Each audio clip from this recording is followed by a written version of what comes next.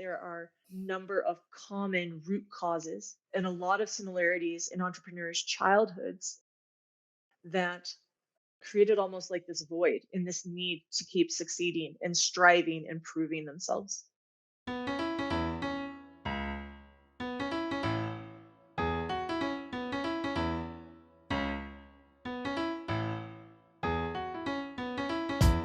83% of Americans identify as not very happy, which can hold you back and negatively affect your relationships and your business. On this podcast, we discuss the proven steps to happiness so you can restore balance and rekindle your joy.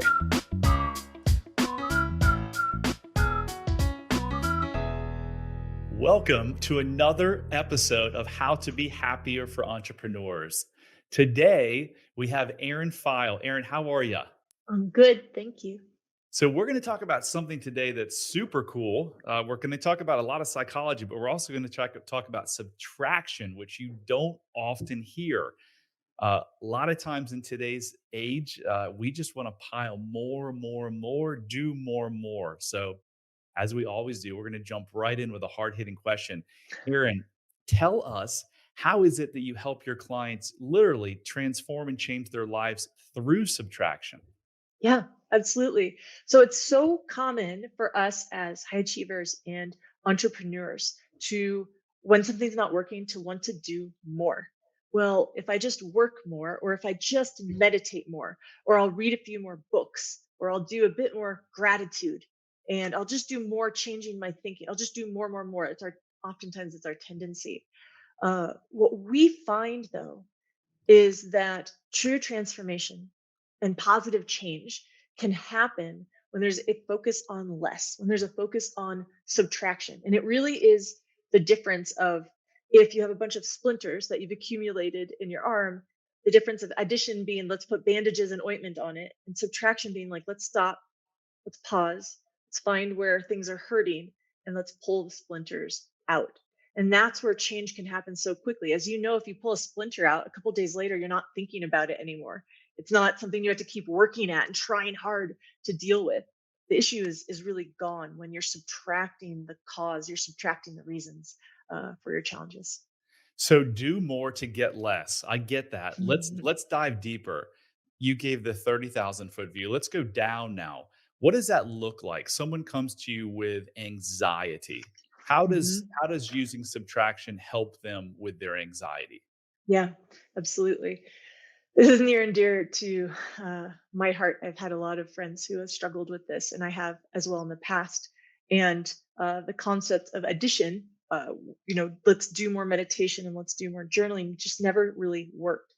And what we found is you could have 10 people who had, say, anxiety or waking up every morning with anxiety, and approaches would be hit or miss. And that's because the root causes, the reason for that anxiety could be different for each of those 10 people.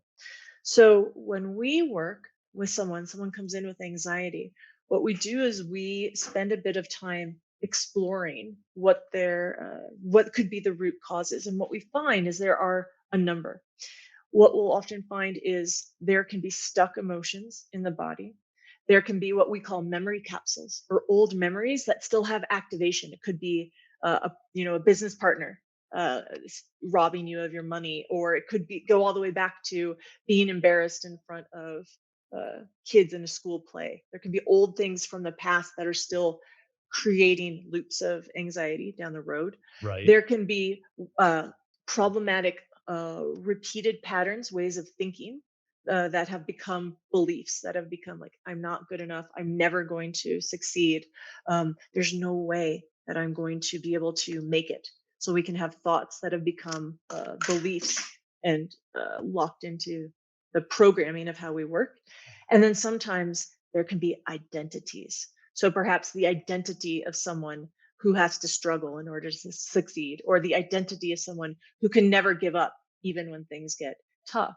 So identities, memories, beliefs, thought patterns are some of the core things that we'll find we subtract and pull out of the way that would allow people to experience relief from anxiety. I love that. That's really interesting. And the one word that rings over all of those is the root cause, right? Mm. When you want to change a mental state or you want to change physical pain, it's the same thing, right? There's only one way to fix it. You got to get to the root. Like what is causing this? And so many times in Western medicine, the root cause is danced around and the focus is on symptoms. So um love it. Tell us more about how do you go about, so if it's the kid who was teased in class, and they have anxiety about now speaking in public, how do you go back and subtract that from their mind? Great question. So one of the truths, one of my beliefs is that there is no one method that works for everyone. And so what we've done at the MindFix group is we have combined about 8 or 9 different methodologies. And so we have a blend. So when someone works with us, they actually work with a small team of facilitators, of coaches that work with them in different ways. So we may have one coach that comes in and helps the client connect to where that memory, the emotional charge is stored in their body, how it may be stored as, a sensation or a sense in their body and may release it that way. We may then have another coach that comes in and helps them find the memory, the visual memory of what it looked like. And they experience the thoughts and the feelings that went along with it. And we have a couple different methods that allow that to be dissolved. And then perhaps from that memory of being embarrassed, maybe that client may have developed beliefs about themselves. So we may have a third coach come in and work specifically through those beliefs that were generated from that event. Is that typical in the therapy world? Do most people, when they sign up for therapy work, get a team of people that they work with? I don't know a lot about the therapy world anymore. I went to therapy for 30 years and did not experience much success. My Me too. experience, Me my too.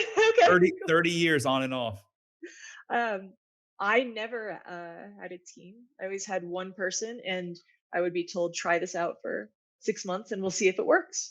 And it never really did. I never experienced significant positive change or relief. And I was experiencing the same problems in my mid 30s that I was as a preteen and an early teenager, despite going back to therapy over and over and over. So oftentimes people come to us when therapy hasn't worked, and they're looking for something very different. Why didn't therapy work for you and me and so many people? Yeah, my belief, my from my personal experience, what I've seen and what I've seen with clients is that oftentimes uh, traditional talk therapy is can have people stay here. You and I are talking, we're talking from our conscious mind. We are in analytical, logical conversations, and we are going to have a conversation. We're going to think about where this could have come from, and we're going to talk about the problem. And we're just going to sit here and we're just going to talk. The problems, the root causes of these challenges, and the reason why we're stuck, they're in our subconscious mind. They're in our body. They are dealt with in our emotions.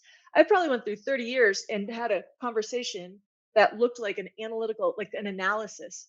I never really got into releasing stuck emotions or feeling where things were stored in my body or connecting to the emotions or taking care of any of the other aspects. It was just this like robot analyzing and talking. And we don't heal how we feel by just talking it through. Otherwise, a lot more people would be feeling better.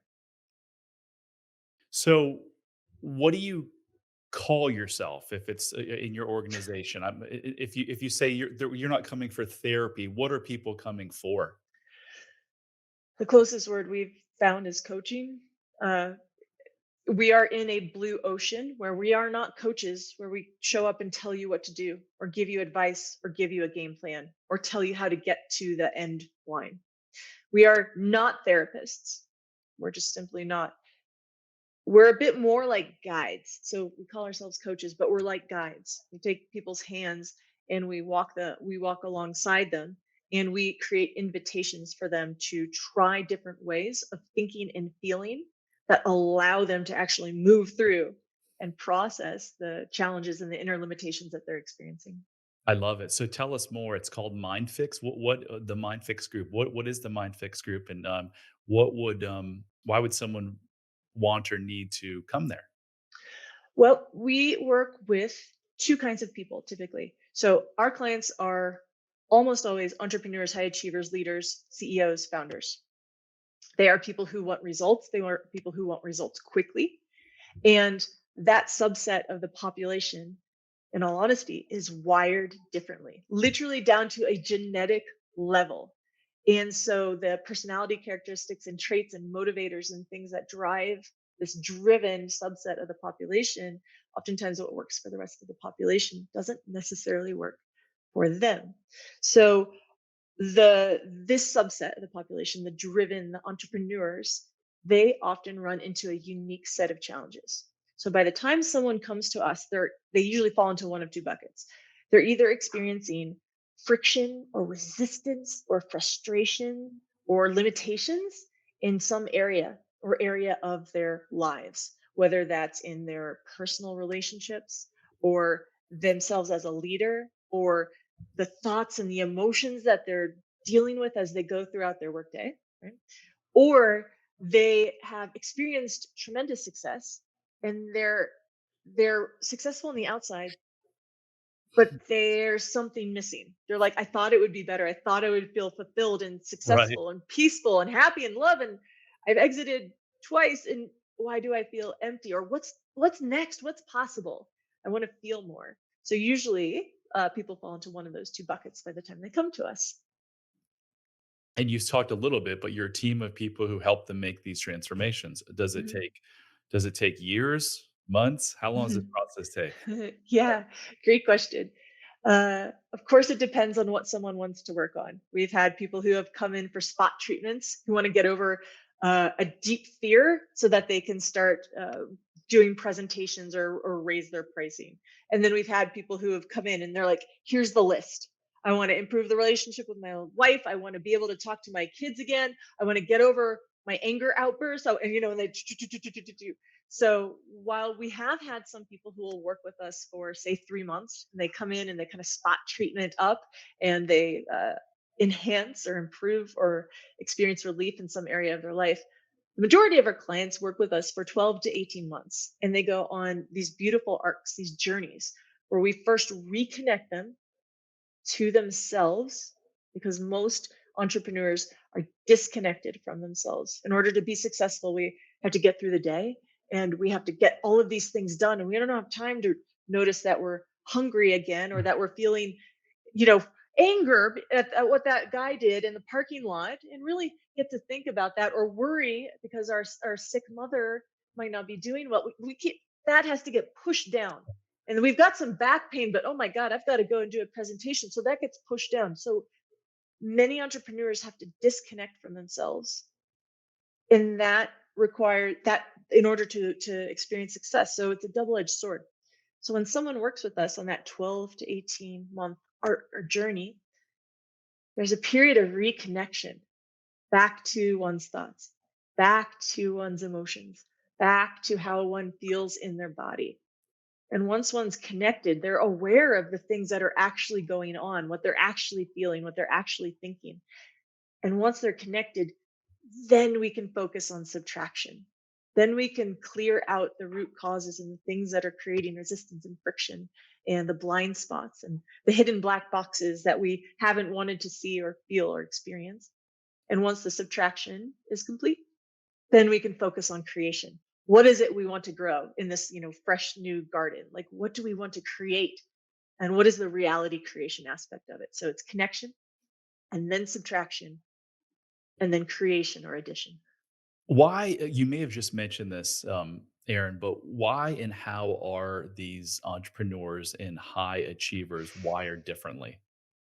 I have just been learning the actual genetic components of this. And so if I start talking about things at the genetic level, I'm not educated enough to do that. But there's a book by Doug Brackman that was released not that long ago.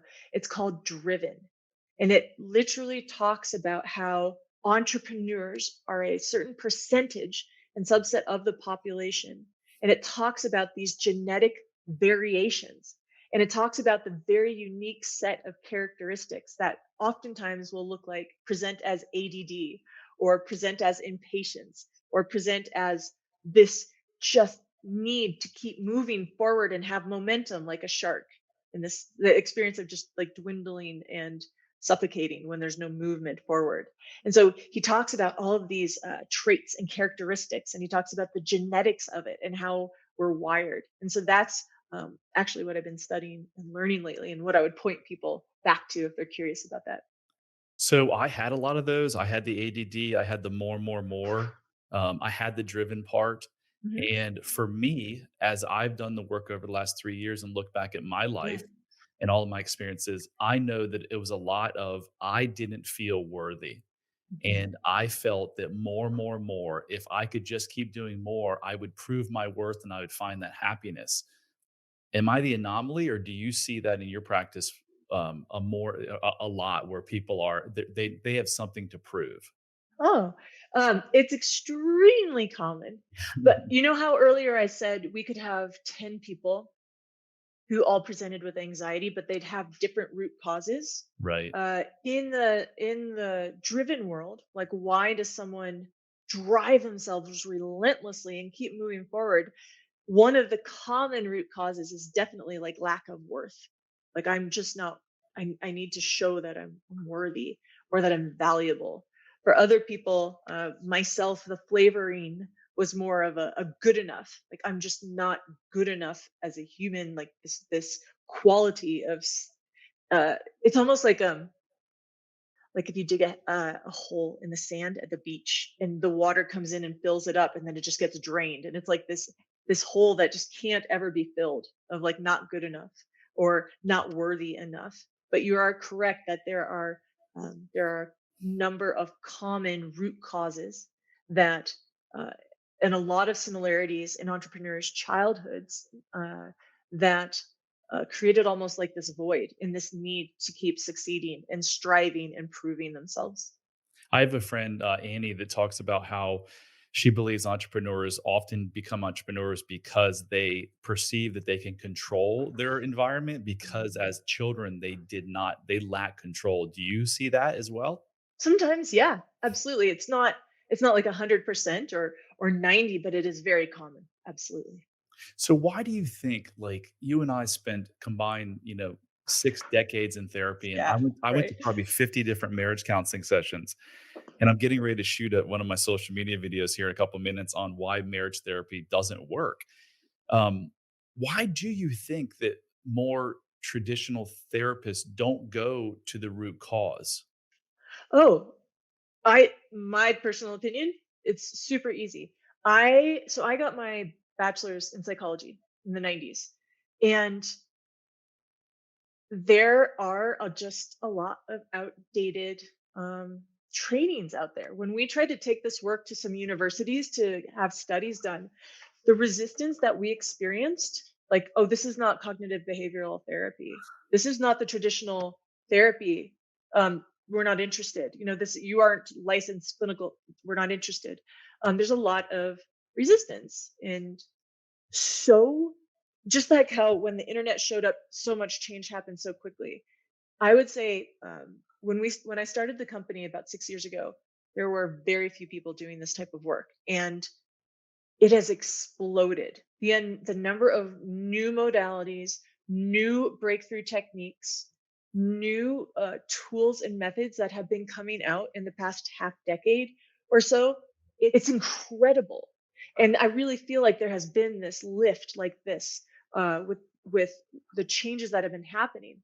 And so what we're seeing is there's old school techniques as well as new Mm. modalities, and people are starting to see like, whoa, these new techniques are getting rid of imposter syndrome in 3 hours after the person had been working on them for 3 decades, or someone's deep self-hatred that's gone in a month after they had been working on it again for decades. And so I think therapists are starting to open up to new possibilities. I just think that for a while, especially pre-internet and in the 90s when there was this explosion of, you know what, maybe it's just everybody's serotonin deficient. Big pharma came along and they're like, let's get everybody on Prozac. Um, that kind of slowed things. Things were just slower for a bit, and things are changing so much now. So, Aaron, that was me. That was me. 3 hours in a bedroom in Park City, Utah, an Airbnb bedroom. My life forever changed, and I don't know how many hundreds of hours I'd gone to, and now my clients in 3 to 5 hours of work sees these major shifts. So, yeah, it's quite amazing. In the last 3 months, I've started to study coherence therapy. I don't know if you're familiar with that or not, um, but it's Bruce Ecker kind of put that together, and it's basically it's a long explanation, but the short explanation is that it was just in the last 20 years that they understood that you could change that implicit memory, that root cause, because from Freud up until like 100 years after Freud, they believed that those implicit memories were stuck in you forever. And so I've been trying to piece this together. Like, why do more therapists not do what you and I do, where there can be rapid change? And I think, well, if the average therapist is age, let's just say 45, I don't know what it is, Mhm. 45 or 50, well, they didn't even, when they went through school, they were taught something completely different. And if they haven't kept up and gone back to school, then it's not even their fault. Like, they don't even know. They're trying to do surgery with a scalpel that was, made 40 years ago. Exactly. And I don't think these new tools and techniques are necessarily even being taught in the educational institutions. This is being done like at the forefront of entrepreneurs and coaches who are taking matters into their own hands and iterating and developing new techniques. It's not something where it's the educational institutions are coming up with new theories and working ways or methods in the world of psychology. If you're not watching on video, my jaw has been dropped while you were saying that for the last 30 seconds, because here's why, Aaron. I never even considered that. My brain, as we often do, assumes that if it came out 20 years ago, they started to teach it. But oh my gosh, what you just said, like, drop the mic. Just because they came out with it 20 years doesn't mean that the educational institutions aren't lagging behind. So they're not even teaching this stuff now. And oh my Lord, we've got 70% of Americans on a prescription drug and 60% on two. We've got 33% of Americans on an anti anxiety or antidepressant drug because they're not given these opportunities to go back to the root cause and heal these things. Oh my Lord. Wow, is that powerful? Mm. Wow. So if you're listening to this and you're like, huh, I wonder if I have some of these issues. Cause if I'd have listened to this podcast 5 years ago, I'd been like, no, I'm good. Like, my marriages, it was their fault. And yeah, I smoke some weed and drink here and there, but that's just normal, right? If you're curious, go and spend 3 minutes of your life taking this 12 question quiz, self love quiz at bradchandler.com/quiz. And if you come up with lack of self love or mild self love, there's a good indication that you have some of these root cause issues that we're talking about that are negatively affecting every area of your life. And when you work with someone like Erin or myself and you get these, as she said, unstuck, oh my gosh, like, your world will forever change. So, Erin, how did you get to do this work? Yeah, didn't plan it as much of a planner as I am. I actually ran a consulting agency for about 17 years. And in the last probably 5 years, I knew I wanted to do something different, but I didn't know what it was. Uh, couldn't figure it out. Uh, very long story short, one day I ended up waking up with chronic pain. I was I was miserable at work. I was miserable like physically. I started to go see more therapists. Nothing was working. Like nothing was changing. Nothing was shifting. I was going, well, I got to bump it up to 3 times a week and still nothing was changing. And I thought, you know what? Like I, I can't, I'm not that unusual. Like I'm sure there's something. And so I put my entrepreneurial mind to my own problem and said, I'll figure this out. And so I became my own science experiment and tried, I don't know, 30, 40 different modalities and methods and started to build a picture of, you know what, this works over here. But if I had done this first, it would have worked better. And these two pieces really shouldn't be done simultaneously. And I'm not really one to build something from scratch. but I'm really great at being able to take many pieces and piece something together. And so that's what I did over the years and came up with a sequencing and combination of methods and enhancing those methods that seem to work far better than any one thing by itself. Wow. So you've helped hundreds of people, thousands of people now over the Thousands, years? definitely thousands. Yeah. Thousands. Okay. Mhm. So can you, as we're wrapping up, can you give us, I know you've got lots of success stories, but can you give Sure. one that kind of like stands above all the rest? Yeah. So back in the first year, there was when I was still doing the coaching versus my team, there was a fellow that I worked with. He was up in Canada, and I remember him because he first presented and came to us as this just incredibly successful entrepreneur. He worked with Fortune 500 and 100 companies. And he had to move forward and reach out to some very high up people in these companies in order to um, finish up some business and be able to exit. And so I was just in awe of this human and all he had accomplished in his life and like in his business and for the community. And he was this upstanding citizen and family member. It was just this incredible person, but he showed up with this debilitating fear related to sales. And he's just getting on the phone and speaking to people that he didn't know. And so seeing this incredibly powerful person, but then he showed me and was vulnerable and showed me behind the scenes what he was dealing with. And it was crippling.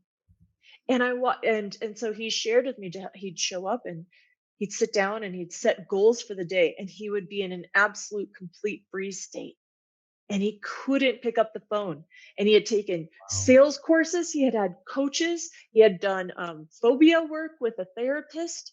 This guy had more money than he knew what to do with. He had tried everything in the book. And just to see this powerful man, and he's like, I sat at my phone for 3 hours this morning. Whoa. And he's like, I told myself I would do it. I told myself I would do it.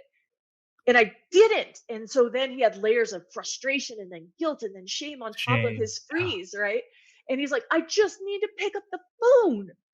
What's wrong with me? And so I just remember it illustrating that we see people and we everyone has their own challenges, right? Everybody has their own areas where there's stuck or friction or resistance, and we work together. I think we worked weekly for a couple months. This was his one thing that he wanted to work on, just one thing, and it took us a couple months. And by the end, I remember picking up the phone and doing a session, or thinking I was going to do a session with him, and he's like, it's just not there. It's not there anymore. I made 8 phone calls this morning. I laughed. There's no resistance. There's no friction. It's easy. Like we did it. This is a wild success. And just the flow and the energy in his body and the ease that he had when he had previously had this area of his life that he said, I cannot change this. I have not been able to change this. I have tried everything. There's something wrong with me. I keep working harder and harder and harder. I'm doing all the things. I've done the training. What's going on? And all we did is we went in and we subtracted some identities. We subtracted some beliefs. We subtracted a few memories that he had, and a few ways of thinking. We cleared that out and it just created the space for him to experience the exact positive change that he wanted. That's amazing. You went to the root cause, as you said, Mhm. right? Yeah. I can't tell you how many clients I've had that said, I read every Tony Robbins book and went to every single seminar. And they're like, I knew exactly what I should have done, just like your client that you just mentioned, but I couldn't do it. And why couldn't they do it? Because of those root cause beliefs that are hanging on. So if you're listening to this and you're struggling and you've tried all that stuff too, it's really not your fault. It's just your brain trying to protect you from pain that it perceives as worse than the negative effects of whatever you're dealing with today. So Mhm. speaking of pain, Erin, you mentioned you had chronic pain. Do you still have chronic pain? No. Where did it go? Yeah. I What don't know, but it's not here. what do you think caused it? Well, I went to this is a bit of a hyperbole, but it felt like I went to every doctor in Colorado. I started with my PT and my massage therapist, and then they're like, go see the acupuncturist and actually go see the rolfer and then go see this person and the osteopath and well, maybe you should see the surgeon. I mean, I saw people, I would drive 2 hours one way, and my days were just going to doctors, and I ended up seeing a brain surgeon one day. They're like, you need to go see a physiatrist, and I didn't know what half of these doctors Oh were, and my I ended up looking at being in a. I remember shaking in the brain surgeon's office, going like, what are they going to find? And he's like, I think this is just all in your head. Maybe you just should stop riding bikes. Maybe you should go take a break. And he just kind of dismissed me. And I remember thinking like, I don't know what's wrong. Nobody can figure it out. There's something really scary. Uh, and so I really expended all of the physical the physical root cause direction. Nobody could find a single thing after all the X-rays and the MRIs, and so that's when I started to work on my inner work and my inner world, and work on my the resistance that I was feeling, and the frustrations and the thought patterns and the beliefs and the identities, God. and that's when I cleared those things out. It was not a magic bullet. It was not instant. It wasn't like I woke up one day and it was gone. But as I did the work, I'd say over the course of say 3 to 4 months, I noticed a continual gradual decline until it wasn't there anymore. Fascinating. 5 years ago, if I heard you said that, I'd have been like, "She's crazy. No chance that her beliefs could have caused her physical pain or mental illness, or excuse me, not mental Yeah. illness, physical illness." And Mhm. now, after reading the Dr. Gabor's Myth of Normal Yeah. um, and The Way of Miracles by Mark Mincola, those books are all about how this unprocessed stress and these root cause issues we've been talking about the last 30 minutes lead to chronic pain and chronic illness. So if you're in Erin's shoes, where you have this chronic pain and you're going to all these doctors and they can't figure it out. They love to say idiopathic, which means no known cause, or autoimmune. Those usually can be traced back to these root cause issues. So, as we wrap up, what advice would you give to someone who may be in our shoes, our old shoes, where we they've been going to therapy for 3 decades and not seeing any Yeah. results? Just try consider, I guess there's an invitation to try something different. Try if there's an openness, try a different path outside of traditional therapy or traditional life coaching, because there are so many new methods and tools, like I said, in the past few years, that are revolutionary and that can help people get to the heart of their challenges so quickly. And Erin, if people want to find out more about you or work with you, what's the best place? Uh, Find me on Facebook. I'm the only Erin Pheil there, and I talk about our clients and our work there regularly, or just go to mindfixgroup.com. Awesome. Thank you so much, Erin, for being on the show. That was as amazing, or probably even better than I thought it was going to be. You do amazing work. Thank you for having me. So that concludes another episode of How to Be Happier for Entrepreneurs. As you probably know by now, I'm on a mission to help 1 million people, so I need your help. So if you like this show, please rate it, please review it, please share it, do whatever you can to help us help people that are suffering and don't deserve it. Everyone deserves a life of freedom and happiness and deep connection. So anything you can do to help me on my journey, that would be awesome. And as we conclude, remember, love heals all. Hit subscribe if you don't want to miss out on more life-changing content. And if you're struggling, you don't have to. Go to bradchandler.com/contact. There, you can join the Facebook community of like-minded entrepreneurs, and you'll see a button to schedule your freedom and happiness call. See you on the next episode.